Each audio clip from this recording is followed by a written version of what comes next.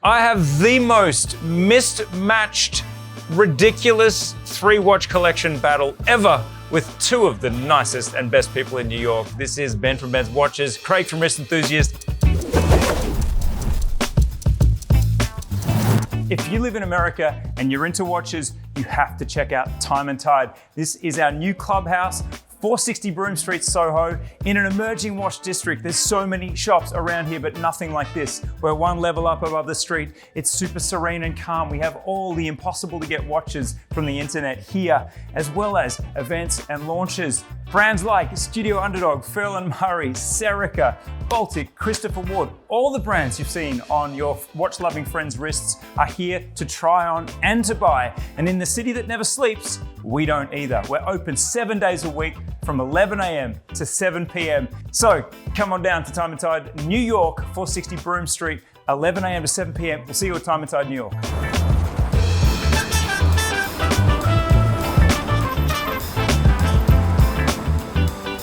Hey, we're in New York. We can't do a video in New York without these 2 guys. I don't know who that guy is, but there's one thing that's 4 days with him. So you know this guy from Wrist Enthusiast. You know this guy because his face is usually floating around on Instagram. So kind of what I do. can you just do that effect where you just Yeah, ready? yeah. Float around. No, this is Ben's Watches. This is Wrist Enthusiast. I asked these 2 gentlemen to construct 3-watch collections with any logic or rationale, and then I will mercilessly judge them, and we will kill the one whose collection is not good. I didn't hear about that part. This is just I'll only show one. So metaphorically, figuratively, symbolically. In the comments, though, you will decide Ben v. Craig, this showdown. Who's the winner? Yeah. Can you quickly tell your story and anything that, like, can we do The Simpsons? You might know me from. Like, you've both had moments where you've had major moments on social media or on YouTube. But what are the things that people comment to you and go, "Hey, are you the thing guy? Like, what do you get?" They go, "You're the watch guy." That's the only thing. They're like, "I don't remember what your name is, but I know you're the watch guy." Come on, the clue's in the name of the channel. No, yeah. You're like, it's literally just watch and Ben. So like, you get one of them. But I started a couple of years ago. I noticed that there weren't a lot of people creating content. I think it was Mike Nouveau, and then there was the guys on 47th Street, which wasn't my style. And I wanted to talk about everything from a $500 watch to a $50,000 anything. And that's sort of what I started doing, and it ended me here. It's pretty cool. What do you think you're known for? Like, what's the Ben's Watches take? I think what I would like to be known for, now I don't know if, I don't have like a tag phrase, how these people have, I don't have that, but I think for me, I want to be as honest as possible. And when I have my opinion, I want to be able to share it. And sometimes it gets you in trouble. but I enjoy doing that. So that's why Please don't cancel me because I did this with him. Okay, so honesty, directness, and also you speak from a younger point. Yeah, that's true.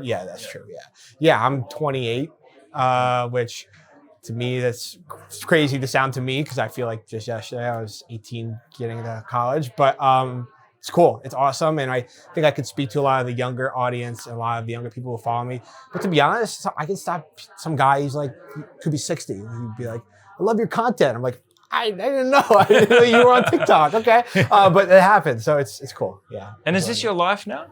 It's my life. It's been my full-time life. There's been some ups, but certainly a lot of downs for 3 years. But I'm loving it. It's awesome. Support Ben's Watches. Yeah. Craig, what about you? I actually don't know this story at all.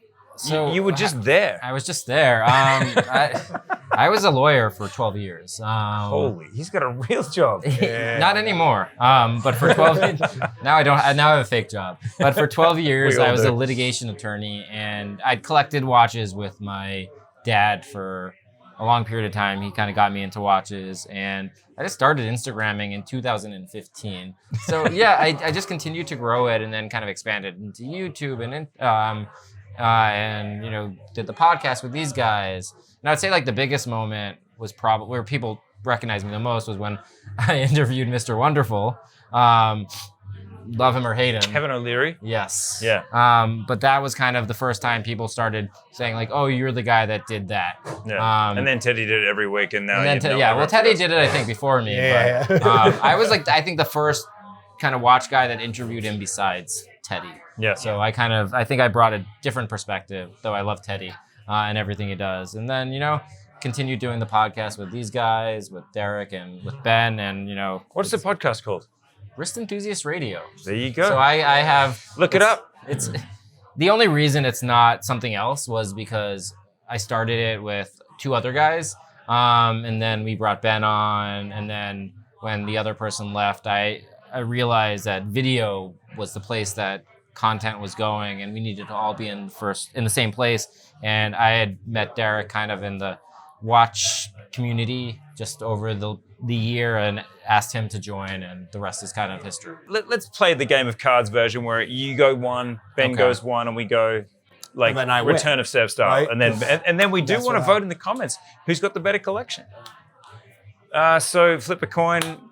Ben starts. Okay, good. I'll start with the one on my wrist. Like there's you can add that in post, can't you, Marcus? Yeah. I am wearing, I think you sell this watch. Like that's not planned at all, I swear. No free promos over here. Ever from this guy. This is truly accidental. I love it. So I actually brought my 3 most recent watches. The reason why I did that is I'm wearing them the most right now. That's what happens. So that's what comes with me. I've only worn 1 other watch for about the last month and a half. No joke. It's because I was on a press trip and I was wearing that brand. Otherwise, I've been wearing this every single day. This is the Fierce Barleycorn Jump Hour with the Christopher Ward Jump Hour movement. And I just spent, not to go too into it, I spent 3 months in Europe traveling around, and it changed my perspective a lot on, I was always a big specs guy. I need 150 meters of water resistance. I need a movement that has 80 hours of power reserve. And I realized that those things are important, but what's more important to me than anything else is wearability and design. And this fits in my everyday life, fits with everything I wear. It's unique. I get stopped a lot. People ask me about this watch, that don't know what it is. And I love it for that. And I love the team behind the brand. It's really cool as well. I've got a funny story about this. Yeah. Nicholas was like, Andrew, I'm going to do this jump hour. Do you think it should be in burgundy center dial or plum? And I'm like, who the is going to buy plum? Yeah. Like, that's a terrible idea. And he went for the plum. And it was a good decision.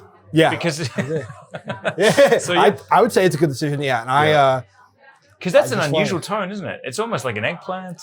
Honestly, if you told me this is burgundy, I'd be like, yeah, it is. Yeah. Like I can't really tell. Yeah, I might be. Yeah. I just like the design. Yeah, it just fits my everyday life. I wear it every single day, and I have plenty of watches. This is what I wear. Okay. So I chose watches that were kind of more meaningful in my life and around events, less than what I wore the most or what I got most recently. So it's going to be very different. But the first one, and it's a little bit basic, I admit, but basic and flexy. But the first one is this Daytona. I think it's 116520 that I got. That's the steel bezel, right? Is 116520? What? Might be just 16. Anyway, I got this in 2012. It was my law school graduation present. From your parents? From my parents. It's a really nice gift. It was when they were below I smell below trust retail. This was below retail. It was $1,000. Okay. I mean, it wasn't. It's not cheap in any right, but it was below when you could get them below retail. I got a secondary market, and the kind of funny story. I collected watches a little bit, but I bought it from a European watch company when they were like a single little shop on the floor, the ground level of Newbury Street.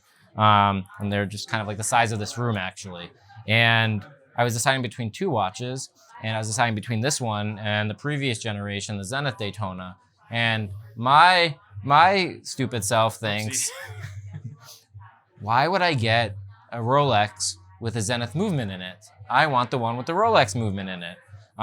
So I chose this. I still love it. I still wear it all the time. But yeah, maybe not the best decision in terms of value and collectability, but I don't actually regret it because I'll probably never sell it. Yeah. But I still love it. Who doesn't love a Daytona? Is that meant to be rhetorical, or can I answer? You can answer. Do you not love a Daytona? I actually don't. Okay. I find that they're quite effeminate. Really? Yeah. I've always found them quite slim and small, and I know that's come into trend, but like there's lots of podcast episodes where I'm kind of the guy that's like, actually, yeah, it's not for me. But I just wanted to put that out there. Okay. Thanks Put for it out listening. there. Put it out Yeah, there. exactly. Comment below. Agree to Comment disagree. below. Am I right or is Andrew? Yeah, well, we know the answer to that. I'm going to get destroyed for saying that. It's, it is funny how when I had that opinion really strongly, it was a different world. Whereas now I think this is at least an average size, if not kind of, larger size men's watch. They've definitely come down. Yeah. Well, that's kind of an interesting fight. I think in many ways. I think it's going to get more interesting. Yeah. Okay. What do you got? Okay. Watch We're 2 getting next. from Ben. I don't know which one this is going to be, so we're going to figure it out. Okay, cool. Good. I like this. I like this order. You'll see why. Yes, Okay. you'll love it at the end. Yeah. So this is my Furlan Marri Sabbia Rosa, also not paid promo. I'm pretty sure you guys sell this too, but beside the point. Absolutely delighted with Ben's selection. I did Can we not just even stop think about the it when I fight got now? here. I'm If like, they were going to sell this, they're no longer able to sell this. exactly. This is true. This is true. But This is such a banger at the till in terms of sales. So- Like, holy moly. if you don't know, Mechaquartz movement, I love Furlan Marri. I bought a Narrow Sabbia in April, fell in love with the brand, and then I was in October when I was doing my European travels. I Yeah. picked this up because I thought it was sold out, and they had it in the studio. I just went to go say hi. Yeah. Obsessed with it. And Craig can attest to this. We were in Dubai, of all places. Did you buy that at our studio? In London? No, I bought it in Geneva. But for the purposes of this, I actually bought it in the studio. Yeah. That's what Yeah. I heard. So you went and bought that from Andrea in Geneva? I bought it from Andrea. That's yeah. cool. I By the said way, hi. you can do that. I have to say, it's kind of a cool experience. Very cool. Yeah. Yeah. I recommend it because you can go and spend. I don't want to sound ridiculous. It's $700, $800, and you can walk out. I have to interject with Ben's buying. I love Furlan Marri as well, but Ben's first time in Switzerland, he's like, I need to buy a watch. And it's not this Furlan Marri, it's the previous one. And he buys a Furlan Marri. And I was like, you got to buy a Swiss-made watch as your first watch. It's true. But anyway, run by Swiss people, and I guess I love it. And Craig can attest to this. We were in Dubai, and we met a bunch of watch brands and CEOs and stuff. And multiple of them were like, "What is that?" And they took it off my wrist. And I don't wear it for that at all. I wear it because I like it. Design is what my big things right now, and I just think it's you don't get a more perfect watch. Everyone in Dubai is wearing Royal Oaks. Yeah. And Ben is wearing this and RMs, got way I more love attention. Like he had CEOs of big brands being like, what is that? And like kind of looking at it Ben looked at, $100,000 watch. Yeah, it's been about a month and a half since I wore it. Like I told you, but this is gonna stay with me. I I'm love tremendously impressed by Ben's watches. Follow Ben's watches. Rich Enthusiast, come on. Okay. Can you be less predictable? Or I know, but it's the story. Okay. And as I was talking about Royal Oh my Oaks. God, Royal Oak. Jesus a Christ. Royal Oak. What is this weight division? This is like when UFC was interesting. This is kind of like this is like Tai Chi versus like Muay Thai. Yeah. So I bought this watch in 2018. I was still working as a lawyer. I love how all the expensive shit is from when you had a real job. Yeah. Now I haven't bought a really expensive watch in like 6-7 years. Okay, so you haven't had to sell them to do Not what yet, you're doing now. but- Not yet. But it's always in the back of my head. So this watch, I was debating when I wanted to buy this watch. I wanted originally to get a birth year Submariner. But I was thinking, I was like, what is my grail watch? My kind of somewhat attainable grail watch at the time. And it was a Royal Oak. And I didn't know that if I could afford it. And so, I went the whole first 47th Street. I had a guy in 47th Street telling me, coming to my office, like the atrium in my office, bringing me one. And he's like, you need to decide whether you're going to buy this by like sundown on Friday, because otherwise we're going to bring it to be, iced out. And I was like, you're not rushing me into buying a watch. This was one of the first watches that, was really luxury, that I really, really had to spend a lot of Your time. wrist carries that very nicely, man. Especially with that sweater. It's the handsomeness. Yeah, it could be that. Kidding. So I had to spend a lot of time and effort to actually save up to afford this watch. So it marked, one of the most expensive things that I've ever to this day bought for myself.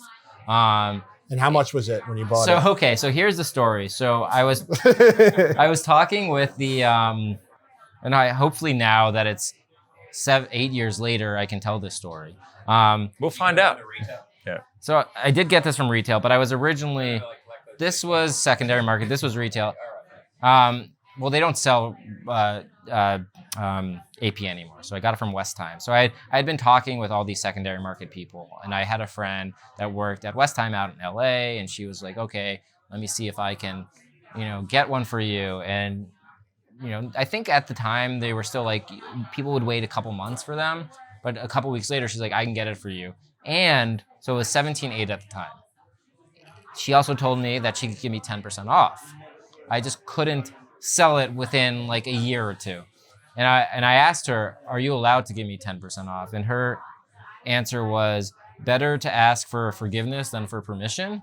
So I got it for around 16.2, and they discontinued the 15,400 shortly thereafter. And I think the 15,500 was like 23 or 24,000. So I never, if I waited 6 months or a year to buy this watch, I would never have been able to get it. So I feel really lucky about it, and also it's just meaningful because I worked really hard to be able to get this watch. And you sued a lot of people. I sued so many people. That's so the hot start. Just that. and so I love it for that. It's actually 41 millimeters. A 41 millimeter Royal Oak wears really large. Huge. It's huge. It's absolutely huge. It's 51, I think, lug to lug, and then with these, it's like 57. Yeah. But I still love it. I think it's probably the biggest watch that I can. I don't know about you, Ben, but the cool thing that this white dial, or silver dial, whatever it's called, hits different about this is that it's kind of this milky, opaline, strange white. Mother of pearly. Yeah, very much so. Pearlescent, also, opaline. It's quite an interesting white, if it is white. Is it white or silver? They say silver, I think, but I have always called it white. There is a silver as well. There's the ruthenium or the anthracite, whatever. Yeah. But this is an interesting, milky kind of tone to it. And it's uncomfortable, right? Yeah. Kinda? A little bit. It's pretty comfortable. It'll pull a hair or two if you ask it to. Yeah. But the thing is, I think you got to suffer for your beauty.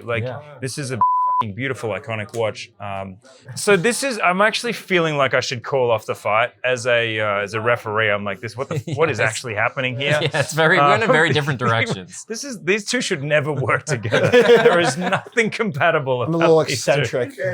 I said to Craig, the homework assignment was bring the most meaningful watches to you. So I know these are very important in fairness. I know. Well, I'm blaming Zach for setting up an unfair fight. Can we pull this together? Can we land this fucking plane? I think we're going to be a lot more similar on this. I think it's, and again, not planned, but this was actually a meaningful watch to me also this year. And it is... it's meaningful to me too. Yeah, meaningful to you too, but but more... It was my first collab watch. This is Craig's brand, Wren. And Ben times Wren. Ben times Wren, the Ben Wren. Yeah, Wren's watches. We call it the Magma, and I, with the help of Craig, as he likes to say, I had help designing it, which was awesome. And we put black lume, which I hadn't seen that watch in forever. I feel like it's always just a full black, like an Omega, for example. And it was my first one. We sold out pretty quickly, like within 2 weeks or so. Yeah, it was really quick. Yeah, it was very quick. I was very happy with the response because I've never done a collab before. I don't know if we're going to sell 2 or we're going to sell 200. Well, we're only 100. I have to mention the promo that led to this because it just needs to live again. This kind of school assignment style volcano explosion. Yep. Oh yeah. Yeah. We bought that there was no Amazon, budget spared. This was no budget spent. Jerry Bruckheimer. It was just my apartment was spared.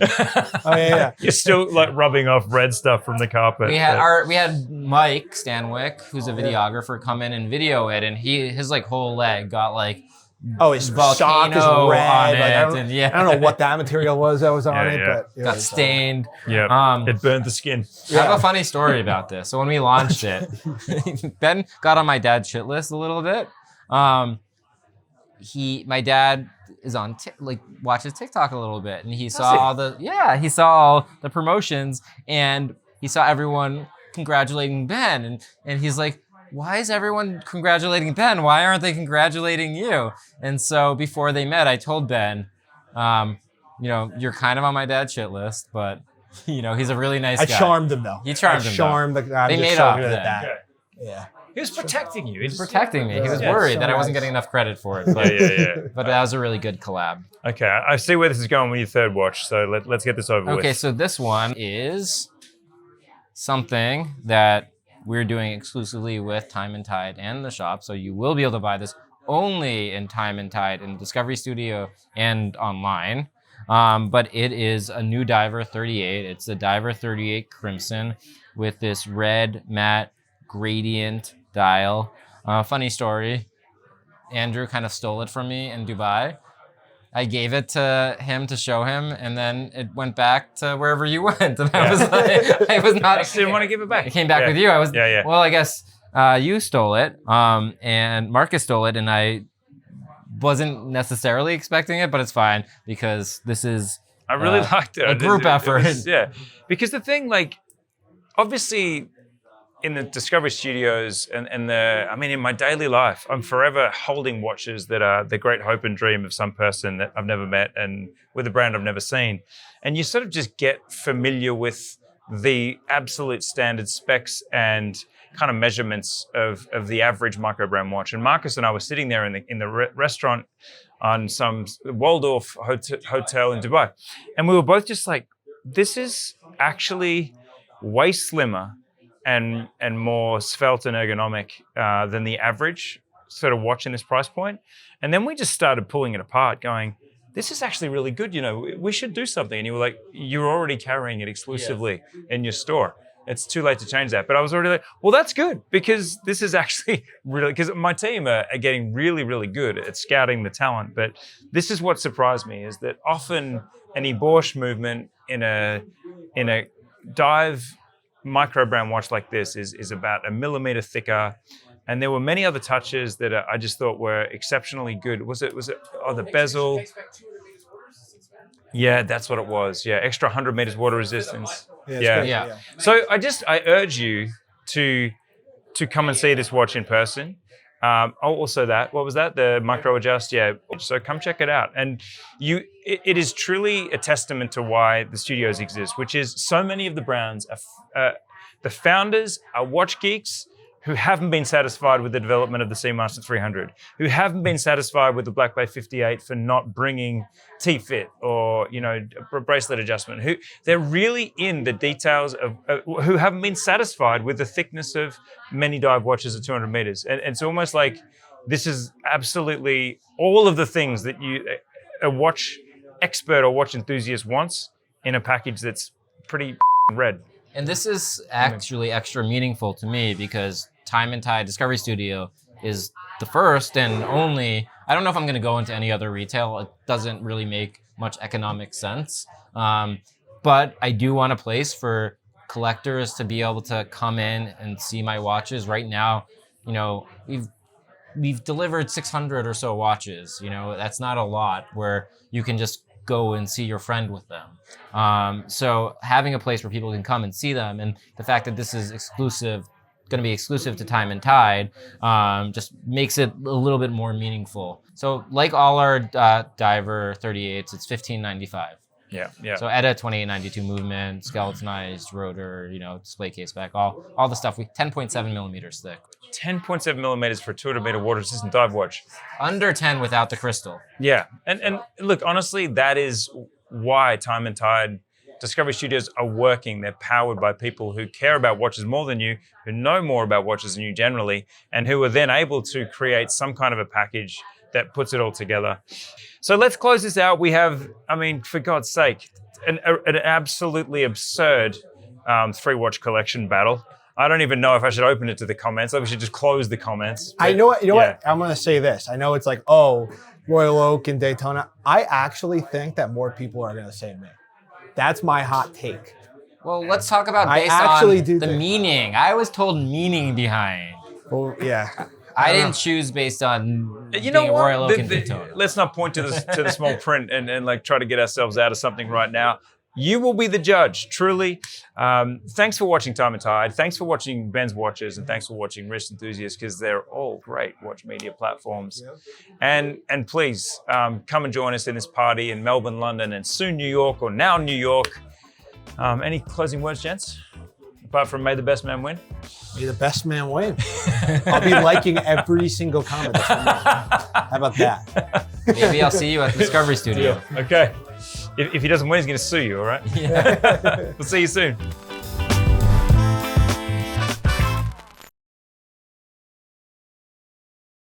You know what?